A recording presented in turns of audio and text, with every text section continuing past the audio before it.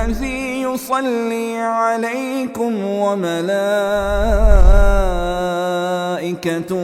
ليخرجكم من الظلمات إلى النور. عبداللہ بن زبیر جو تھے حضرت عائشہ کے بہن اسما کے بیٹے ہیں. یہ زبیر بن عوام اور اسما، زبیر بن عوام داماد تھے حضرت ابوبکر صدیق کے، اور اسما ان کی بیٹی تھی. ان سے جو اولاد ہوئی ہے ان میں سے ایک جو مقتدر ہیں عبداللہ بن زبیر، جنہوں نے جب یزید نے اپنا اعلان کیا اور وہ سارا معاملہ ہوا کربلا کے واقعے کے بعد کا یہ معاملہ ہے، تو اس وقت the only one who oppose that Umayya والی خلافت کو جس نے اپوز کیا تھا وہ عبداللہ بن زبیر تھے. اور انہوں نے لوگوں کے کہنے پہ مکہ میں اپنی خلافت کا اعلان کیا، لیکن امیہ نے ان کو سپیئر نہیں کیا. حجاج بن یوسف کو انہوں نے بھیجا اور اس کے بعد یہ حرم کا کارڈن ہوا سارا، اور مجنیکیوں کے فائر سے بہت کچھ ہوا، جس میں حرم کا جو کعبۃ اللہ تھا وہ سارے کا سارا فلیٹ ہو کے زمین پہ گر گیا. دوبارہ ان کو بنانا پڑا، جس کا ہم تذکرہ کتابوں میں صرف مختصر سا سنتے ہیں کہ حجاج بن یوسف نے کعبۃ اللہ کی تعمیر کی. گرایا اس نے تھا، اس لیے اس نے تعمیر کی، اور گرایا ایسے تھا کہ مجنیکیوں کے فائر سے یہ جو حجر اسود تھا اس کے 3 ٹکڑے ہو چکے تھے. پہلے یہ ایک پیس میں تھا، جبل ابو قبیس سے نکال کے اس کو یہاں پہ لگایا گیا تھا. جبل ابو قبیس ہوا جہاں پہ آج پیلس ہے، جہاں پہ وہ حرم کے اماموں کا پیلس ہے، وچ از ٹورڈ دی ساؤتھ ایسٹرن سائڈ پہ بنتا ہے. جو باب عبدالعزیز ہے اس کے بالکل رائٹ سائڈ پہ یہ بنتا ہے، جس پیچھے ریٹیننگ وال آپ کو نظر آتی ہے اور ایک برج نظر آتا ہے جو کہ مروہ کی پہاڑی کے پاس حرم کے اندر جاتا ہے. اور اس مقام پہ جو برج کے ساتھ رائٹ سائڈ پہ جو بنا ہوا ہے واشنگ پوائنٹس کے ساتھ، یہ جبل ابو قبیس ہے. اس کے پیچھے جبل خندمہ ہے، خندمہ سے جبل ابو قبیس سے جبل صبیر، یہ 5 پہاڑوں سے پتھر سارے اکٹھے کیے تھے، اور یہاں سے حجر اسود نکال کے ابراہیم علیہ السلام کو آ کے حضرت جبریل علیہ السلام نے دیا. انہوں نے یہاں پہ اس کے اندر اس کو لگایا تھا. یہ وہ یہاں سے یہ ساری کی ساری کہانی، اس کا قصہ یہاں سے سارے کا سارا سٹارٹ ہوا. اس کی تعمیر ہوئی، جب تعمیر اس مقام تک پہنچی ہے تو انہوں نے حجر اسود کو لا کے اس کے اندر نصب کیا، باپ بیٹے دونوں نے. جب اس کی تعمیر اس سے بھی بڑھ گئی اور ان کی ہائٹ سے زیادہ بڑھ چکی تھی تو ایک پتھر اٹھا کے لایا گیا، اور بیٹا پتھر کو پکڑ کے دیوار کے ساتھ کھڑا ہوتا تھا، اور والد ان کے اوپر پتھر کے اوپر کھڑے ہوتے تھے. And he used to raise it beyond his height. 14 meter تک گئی ہے. ہیومن ہائٹ تو 3 فٹ 2.5-3 میٹر سے زیادہ پہ نہیں جاتی ہے. یہ باقی تعمیر ان کی ایسے ہوئی کہ اسی پتھر کے اوپر کھڑے ہوتے تھے، اور ان پتھر کے اوپر ابراہیم علیہ السلام کا پاؤں ثبت ہو گیا. اور وہ نشان آج بھی موجود ہے، اللہ تعالیٰ کا معجزہ ہے.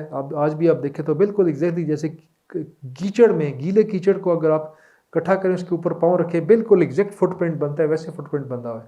اور یہ پہلے اوپن پڑا ہوتا تھا، اور غالباً 1967 میں پرابلی انہوں نے اس کو چینج کر کے 67 سے پہلے 1962 سے پہلے اس کے اوپر بھی ایک چھوٹا سا گروندا سا بنا ہوا تھا، 1 روم زمزم والے کنویں کے اوپر بنا ہوا تھا. اور حرم کے مطاف کے اندر 4 مختلف ہوتے تھے، ہر ایک مسلک والے کی امام کی جگہ الگ تھی، اور حرم میں ہر نماز 4 دفعہ 4 اماموں کے پیچھے ہوتی تھی.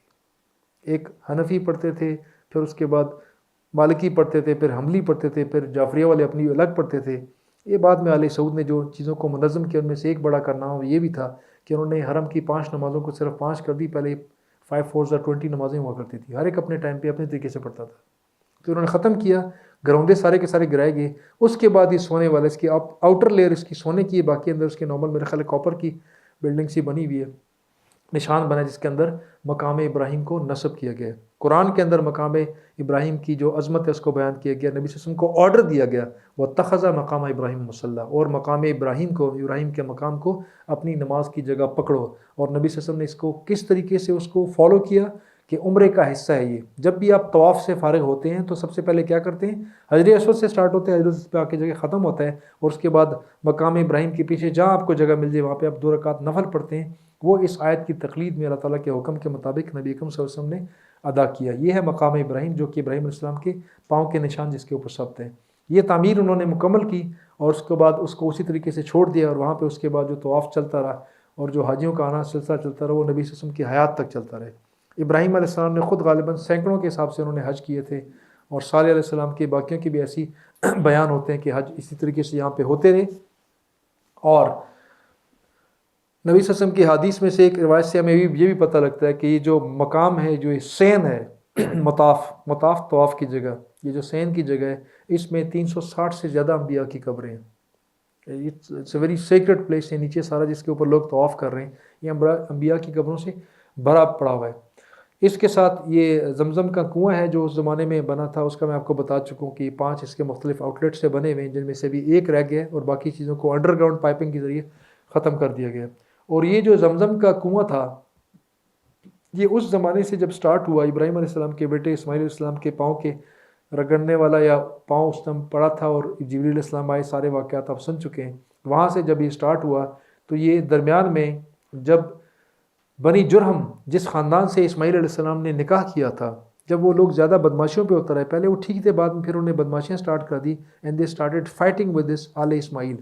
انہی میں سے حالانکہ ان کی دونوں بیویاں، first wife was from there, اس کو ڈیورس کیا فادر کے والد کے مشورے پہ، سیکنڈ وہیں سے شادی کی، پھر اس اولاد سے نبی صلی اللہ علیہ وسلم کی ریس ساری کی ساری قصی کلاب کی ساری وہاں سے ریس سٹارٹ ہوئی۔ لیکن جب انہوں نے ان کے ساتھ متھے مارنے سٹارٹ کر دیے، بنی خزاع اور بنی قزاع قبیلے جو تھے، ان میں سے ایک قبیلہ ساتھ ایک ٹائم میں ایک، دوسرے ٹائم میں دوسرا، وہ ساتھ ملا اور انہوں نے بنی جرہم کو یہاں سے نکال باہر پھینک کیا، اور بنی جرہم جو تھا وہ نکل کے یمن میں اور کچھ اوپر فلسطین کے علاقے میں جا کے آباد ہوا۔ لیکن جاتے جاتے انہوں نے ایک کارنامہ اور فرمایا کہ چونکہ خانہ کعبہ کی ساری تولیت ان کے ہاتھ میں تھی، تو انہوں نے جو زمزم کا کنواں تھا اس کے اندر، خانہ کعبہ کے اندر جتنے سونا چاندی زیورات وغیرہ پڑے تھے، کافی مال و متاع ہوتا تھا، سارا ادھر سے نکال کے اس کے اندر پھینکا، ساتھ لے جا نہیں سکتے تھے کیونکہ راستے میں پھر پکڑے جانا تھا، اس کے اندر پھینکا اور اوپر سے کنواں بند کر دیا۔ اور یہ سینکڑوں سالوں تک یہ بند رہا، کم از کم 4 پشتوں تک، اس لیے کہ یہ جو معاملہ ہوا ہے یہ قصی کے ٹائم ہوا ہے۔ قصی کا بیٹا عبد المناف کا بیٹا ہاشم، اور ہاشم کے بیٹے عبد المطلب کے ٹائم میں once he was father of at least 1 son, اس لیے کہ زبیر بن حارث جو ان کے بیٹے تھے، واز دی ایلڈسٹ سن، ان کے ساتھ مل کے عبد المطلب نے دوبارہ اس خواب کی صورت میں 3 دن لگاتار ان کو خواب آتا رہا اور ان کو نشاندہی کی گئی، اور اس کا تذکرہ میں بعد میں عبد المطلب کے تذکرے میں کروں گا۔ دوبارہ سے انہوں نے اس کنویں کو دوبارہ سے کھودا اور وہاں سے پانی نکلا، and then it started again. تو یہ درمیان میں تقریباً 4 پشتوں تک، رفلی یو کین سے تقریباً 125 150 سال تک خانہ کعبہ کے آس پاس زمزم کا پانی موجود نہیں تھا۔